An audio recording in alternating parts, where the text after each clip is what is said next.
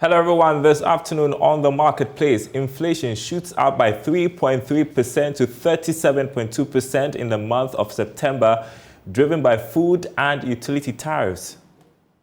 On-year inflation for the month of September 2022 stood at 37.2%. This means that generally prices of goods and services between September 2021 and September 2022 have gone up by 37.2%. And the IMF cuts Ghana's growth rate to 3.6% for this year, whilst forecasting an end-year inflation rate of 27.2%.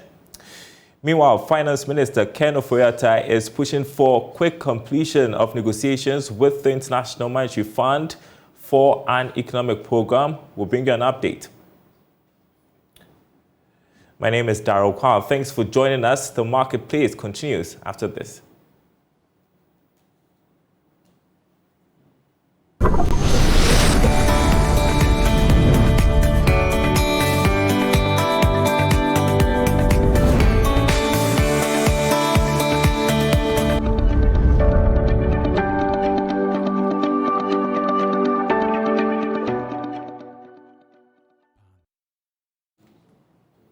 All right, we begin with news on inflation, and inflation shot up by 3.3% to 37.2% in the month of September, according to the Ghana Statistical Service. Now, this is against 33.9% recorded in August 2022. According to the Statistical Service, food and non-alcoholic beverages were the major drivers, as well as utility tariffs. Here's Government Statistician Professor Samuel Kwabena addressing the press. For the month of September 2022, Consumer Price Index stood at 140.6 relative to 102.4 that was recorded for the same time in September 2021 based on the new series. So based on the new series, September 2021 Consumer Price Index was 102.4, and based on the new series, Consumer Price Index for the month of September 2022 stood at 140.6. Given these two indices, the year-on-year inflation for the month of September 2022 stood at 37.2%. This means that generally prices of goods and services between September 2021 and September 2022 have gone up by 37.2%. On a month-on-month basis, with a CPI for the month of September 2022 140.6 and August CPI 137.2, month-on-month inflation for the month of September 2022 stood at 2.0%. This literally means that prices of goods and services between the month of August 2022 and September 2022 went up by 2.0%. Disaggregating the September 2022 rate of inflation from the perspectives of food inflation and non-food inflation, and also from the perspectives of locally produced items and imported items, we saw a 1.1 percentage variation between food inflation and non-food inflation, specifically with food inflation year-on-year 37.8%, non-food inflation 36.8%. From a monthly perspective, we recorded a 0.5 percentage difference between food inflation and non-food inflation on a month-on-month basis, specifically with food inflation on a month-on-month basis 2.2% and non-food inflation on a month-on-month basis 1.7%. And that was the Government Statistician Professor Kwabena, a senior finance lecturer at the University of Cape Coast. Sarah Mkao joins us from the lecture hall, I believe. Good afternoon to you, Sarah. Now, with the increase in utility tariffs, this was expected. But what is also concerning is the prices of food, which continue to cause inflation to increase. At the beginning of the week, a World Bank report said Ghana had the highest food prices in sub-Saharan Africa. Let's discuss this. All right. Thank you very much, Larry. It's not surprising to see the inflation rate going up, especially when we have the hike in utility tariffs over time. And so once utilities are up, then we expect that other items will also go up. We have the food prices going up from time to time. And a lot of the farmers also use electricity and water. And so they are going to factor in these prices when they are transporting their products to the various marketplaces. Let us also remember that the transportation fares have also gone up. And so all these things go together to affect the inflation rates that we have seen over time.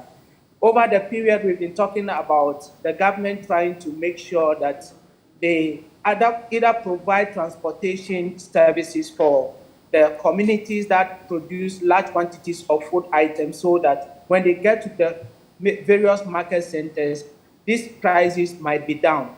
We also suggested that government should use moral suasion to ensure that the market women and men who are selling in the various markets can reduce some of their profit margins that they get on these particular items that we buy from the market. But these things have not been working over time. Hence, we have seen inflation going up. Now, Ghana has been ranked the first in Africa, West Africa sub-region for the highest in terms of food prices that we have. It does not mean that we do not produce food items in our country. We produce, but then the transportation, the inflation, the exchange rate, and all those things that the farmers use in the production of their things have accounted for some of the things that we see. We also live in a market where we do not have any control over the prices that people charge on the product. So the free market system have made it such that the producers, the manufacturers are the ones that determine the price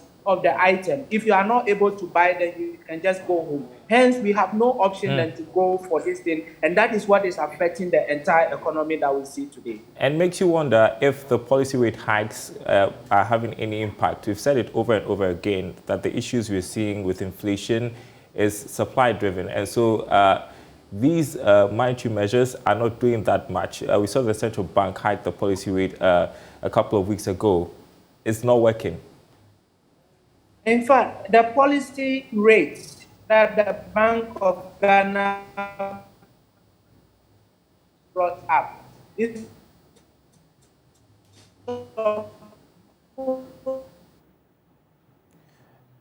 all right, we are struggling to hear you. I think it's a problem with the connection from your end. Daryl Kwawu, Senior Finance Lecturer at the University of Cape Coast, joining us. Hopefully you're back on, Daryl. Yeah, can you hear me now, Daryl? Yes, I can. Okay, so what we're saying is that the Bank of Ghana use of inflation to control the policy rate to control the inflation that we have in our country is not working. Over time, when there is a hike in the policy rate, it rather made the cost of borrowing much higher. And once the cost of borrowing goes up, what is going to happen is that businesses are going to transfer this cost of borrowing to the consumers. And that has led to the inflation that we have in our country. And so it is high time Bank of Ghana looks at other ways of controlling inflation rather than losing the policy rates that we have, because that is not working in Ghana. And Sarah, we have seen inflation trend downwards in the last couple of months, but then it has shot up again. So we are seeing a 3.3% increase, whereas in previous months we're seeing a decline. So what are you seeing going into in the coming months in terms of the rate of increase? Mind you, the IMF is projecting an end-of-year inflation of 27.2%, but that doesn't even look realistic looking at where we are right now. Do you think that we are going to see this upward trajectory, or this is a one-off because of the hiking utility tariffs? In fact, what we are seeing now will continue to happen until the end of the year. The projection that we are going to have inflation rate to be 27-point-something% from the IMF and World Bank is not realistic.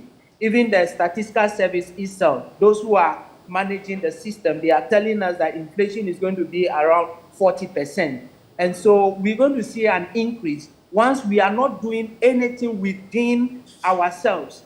No policies from within government, from the country, to control these things that we are finding. These things will continue to increase. Now, the only time that we are going to see a reduction in the inflation rate and the rest is when we have the deal with IMF.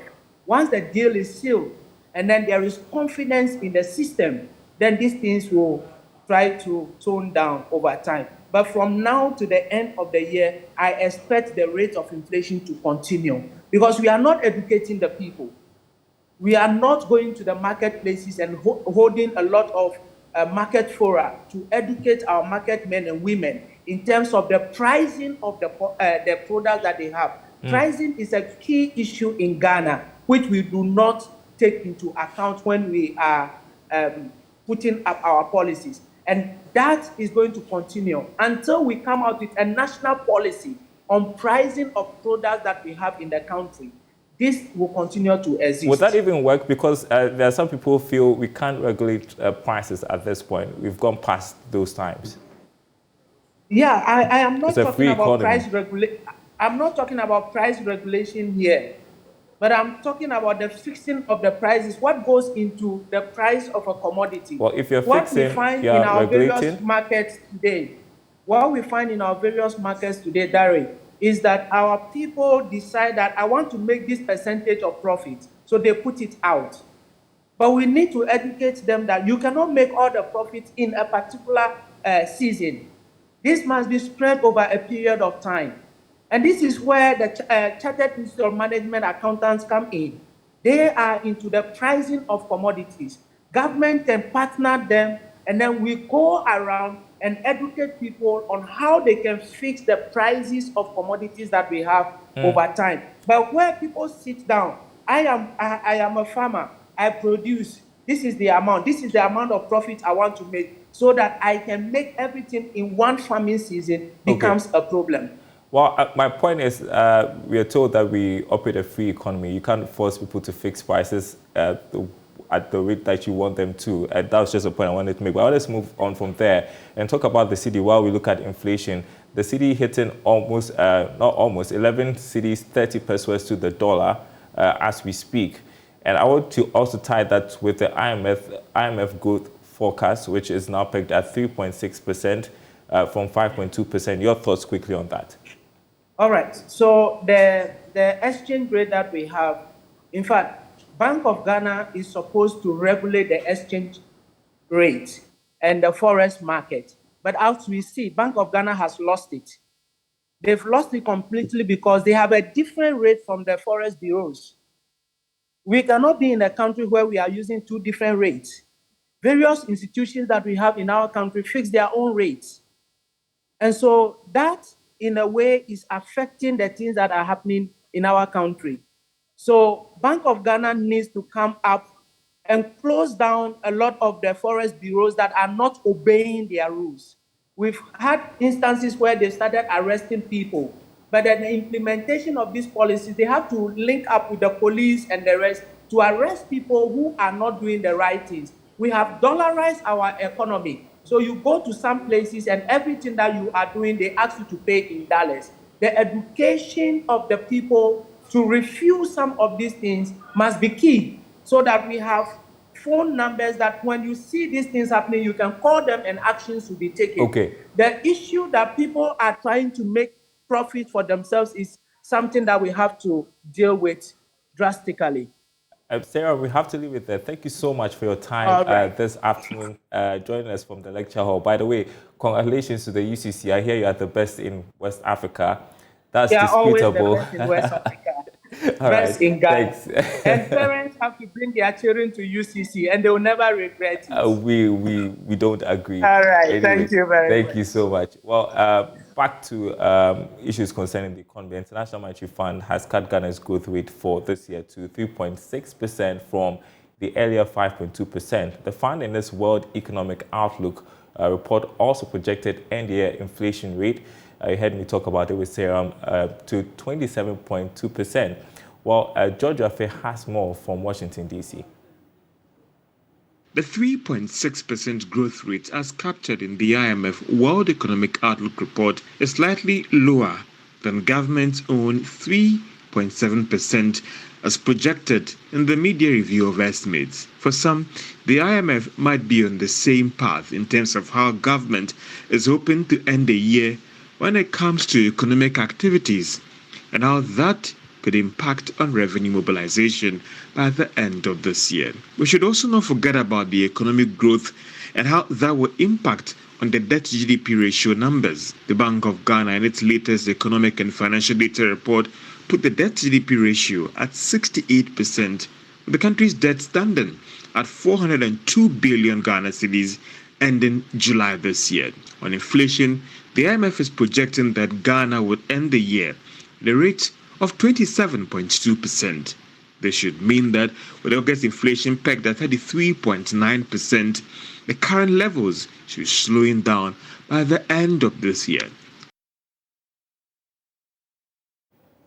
And while this is the latest update we have from Washington, D.C., the Finance Minister, Ken Ofori-Atta, is pushing for quick completion of negotiations with the International Monetary Fund for an economic program that will address Ghana's macroeconomic and structural challenges.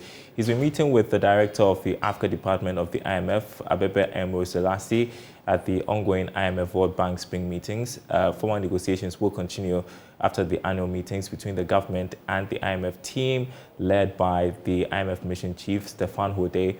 The negotiations will prioritize the implementation of policies that create the conditions for a stable macroeconomic environment, sustainable growth, and debt sustainability.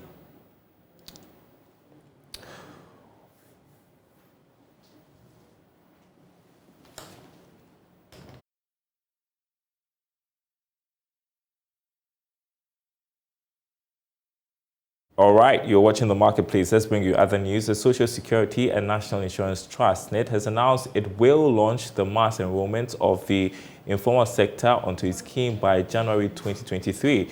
According to its Director General, Dr. Joseph Ofori-Atta, the delay of the program was caused by extensive consultations with stakeholders in the sector and the need to ensure the system is fully operational. He has been speaking to Joy Business at the employers' breakfast meeting. That agenda is very well alive because, as I've said, those people form the majority of workers in this country, and they too deserve a pension just like other workers who work in the formal sector. So we need to reach them. In order to do that, we had to do stakeholder engagements to get to understand what their needs are and whether they will embrace our product. We are still and when we did that, those stakeholder engagements, we found out that they are ready to sign on to the SNIT scheme as is, and because they see the benefits in it. The way the informal sector or the self-employed population is, they are basically organized into groups. If we were trying to and reach each one of them individually, it will be a problem. And that is why we've gone through the various associations to serve as the gateway for us to get access to the people. What we were waiting to do before we do a big launch was that we were waiting to launch a new operational system which allows people to onboard with the Ghana card and all, and the Momo, and the direct payments. We're waiting to switch all of them on. Now, thank God, as of yesterday, we've switched on the Momo and the direct debit and so on and so forth. So it's easy for such people to pay. So now that we've done that, we are now putting a few things together, and then within a very short time we are going to do a big launch, and then from then on, you're going to see SNIT staff leaving their offices and going out to the places where these people are and signing them on with the use of the Ghana card.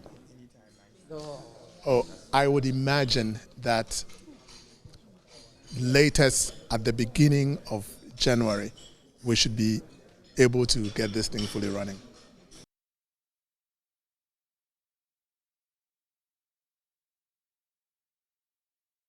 All right, you're watching The Marketplace. Time to create a cybersecurity awareness. This month has been dedicated to that.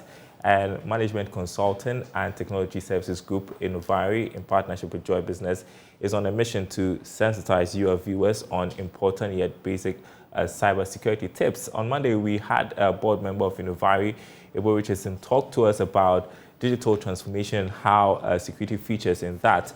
This afternoon, we have Nijan Mensah, who is Principal Consultant at Innovari Limited, to talk to us about cybersecurity program dilemma, whether it is a risk or compliance-based program for organizations. Happy to have you here on The Marketplace. And so I want us to get to it. Cybersecurity program dilemma. Can you throw more light on what this is? Thank you very much. And also, I want to say good afternoon to your cherished viewers and listeners. Right now, everyone wants to do things at a go now. Okay, the current 21st century society is increasingly dependent on the digital infrastructure because of convenience. Currently, as we speak now, we have institutions that are using the internet as a primary mechanism to provide services to customers. Therefore, it has become very important that we need to have a compliance program, and this compliance program needs to provide some kind of mechanism that can help to prevent criminals from undermining customers' confidence, creating social chaos and turmoil. Nonetheless, we having a compliance program alone is not adequate, okay? Because the current threat landscape keeps on increasing rapidly, and the compliance program cannot lag behind. So the challenge for a lot of organizations is, what else can we do? Because organizations are compliant, but they get bombarded with several attacks. So should we have a compliance program in addition to what other programs should we put in place? Should we have a risk-based program alone? Should we have a compliance program alone? Or should we put the two together? And that's the challenge that a lot of organizations do have. And seeing that these criminals often target financial institutions a lot, tell us why the central bank should enforce information security compliance programs for financial institutions. You know, when you look at the financial ecosystem is based on trust and confidence. And compliance normally provides this kind of trust and confidence. In addition to that, criminals want your financial data. They want to get hold of your financial data. So there should be some kind of minimum requirement that should be put in place to deter these kind of criminals. Recently, I came across an article by a former National Security Agency by the name Ira Winkler. He used to be a former employee of the NSA. He said something. When I read the article, I thought he was lying. He said that if you apply 5% of your effort, you can reduce 95% of all security issues. If you apply 5% of your effort, wow, you can reduce 95% of all security issues. I thought he was lying. So, you know, I went on a field, started implementing cybersecurity programs for organizations, and I realized that a lot of the organizations do not have minimum requirements in place. And even the matured organization that we have there, the cybersecurity is not a process base for them. So that is a big problem. And you know, central banks would like to ensure that entities that they regulate, they are held accountable for their security strength or posture. Okay, hopefully we'll have something in place because it's very important. Like you mentioned, just 5% and you are 95% protected somewhat. Okay, and so a bit of education for our audience because we talk a lot about compliance, we talk about security and risk. Just explain for everybody to understand. Okay, when we talk about risk from an academic point of view, is the effect of uncertainty on an objective. You should have a certain objective. Without any objective, there would not be any risk. But for for everyone to understand, someone selling at Mokola has something that he or she values, and no one knows the future. I believe that you have a house, you have a nice house, okay, but you don't know the future, what will happen, okay. Definitely. But there are certain events that you need to navigate through, and this event that you need to navigate through, you need to maximize the loss that will impact on the value. The things that you value, that's the house or the car or a certain objective that you have, or harness upon the opportunity. So because you don't know the future in the next 10 or 15 years, and you have things that you value, you need to manage the loss that will occur on those kind of things that you value and harness the opportunity. That's what we call risk. All right. So my next question, what foundation pillars should... So sorry, I didn't touch on the compliance aspect. Compliance is you meeting the minimum requirements set up by a policymaker or regulator. And when we talk about security, it's basically you being free from danger or threat. Yeah, I mean, simple things that we can pick up during these times. Well, what foundation pillars should organizations, big, small, medium, put in place to prevent criminals and potential errors? That's a very, very tricky question. You know, the foundation pillars that every organization should place a lot of emphasis on. The first one, I call it policy. The second one, I call it procedure. And the third one, I call it process or processes. Policy answer the question why you do things based on security assessment that you've done within your organization. So an example would be that, okay, we want to prevent criminals from entering an organization. We need to do what? Background checks. That's the policy of the organization. Because if you don't do background checks, you onboard what criminals into your organization. But a lot of people do background checks or one-time background checks, and they don't do what continuous background checks. Okay, so you have a policy on that. It could be that there's a policy that says, okay, it's mandated that people should go on vacation. Because a lot of us focus too much on the malicious attacks. We don't focus on the errors, accidental errors that people will commit within their organization. Right. So you are being mandated that, okay, go on vacation so that you can de-stress, okay? And procedures explain the things that answer the question, how you do things. How you do things because you want to avoid tools decay within your organization. And process, what the process answer the question was what? We want to ensure that we have a form of consistency so that we don't have errors. People know that, okay, this is the way that we need to do things within our organization. So these three things are the foundation pillars that organization need to have.